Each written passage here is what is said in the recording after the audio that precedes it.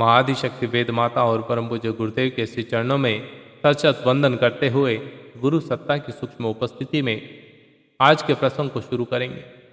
साथियों, परम पूज्य गुरुदेव कहते हैं कि विपत्ति पड़ने पर लोग चिंता, शोक, निराशा, भय, घबराहट, क्रोध, कायरता ऐसे विषादात्मक आवेशों से ग्रस्त हो जाते हैं और संपत्ति आने पर अहंकार, मद, मत्सर, अतिभोग, ईर्ष्या, द्वेष आदि उत्तेजनाओं में फंस जाते हैं।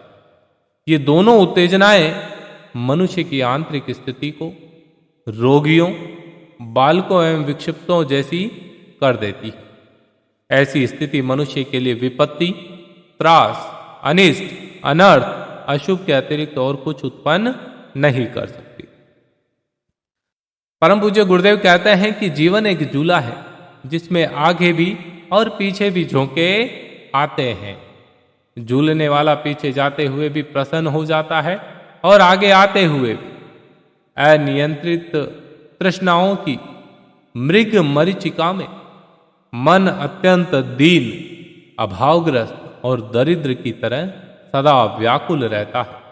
इस स्थिति में पड़ा हुआ मनुष्य सदा दुखी ही रहता है, क्योंकि झूला झूलने वाले की तरह जीवन की भली बुरी घटनाओं का खट्टा मीठा स्वाद लेने की अपेक्षा वह अपनी अनियंत्रित तृष्णाओं को ही प्रधानता देता है।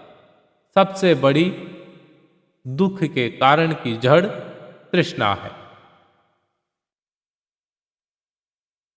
और चाहता रहता है कि मेरे मनोनुकूल सब कुछ घटित हो, मेरे अनुसार ही सारी घटनाएं हो।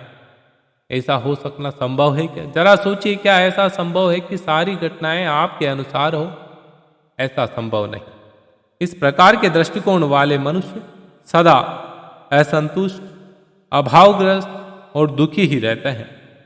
वह हर घड़ी अपने को दुर्भाग्यग्रस्त ही अनुभव करते रहता है।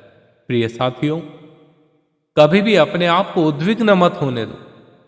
कभी भी चिंता, शोक, निराशा, भय, घबराहट, क्रोध, कायरता इन सब में मत फंसने दो।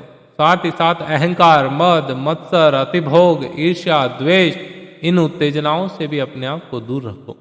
जिसने इन दुर्गुणों को अपने से दूर निकाल फेंका, ये मान के चलिए परिस्थिति कैसी भी हो, हर परिस्थिति में उसके चेहरे पर मुस्कुराहट रहेगी। हर परिस्थिति में वो कभी भी नहीं घबराएगा, कभी नहीं डरेगा।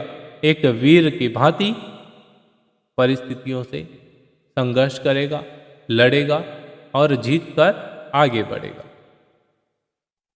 एक घर में कुछ छोटी सी घटना घटित हो जाती है, व्यक्ति इतने व्याकुल हो जाते हैं, चिंता, शोक, निराशा, भय, घबराहट, क्रोध इन सब से पागल हो जाते हैं और इन्हीं सब के कारण दूसरी क्षति भी परिवारजनों को भोगनी पड़ जाती है। हमें जीवन में ऐसा कदम नहीं उठाना है। होय वही जो राम रचि राका, ये बात सत्य है, लेकिन कर्म की प्रधानता है।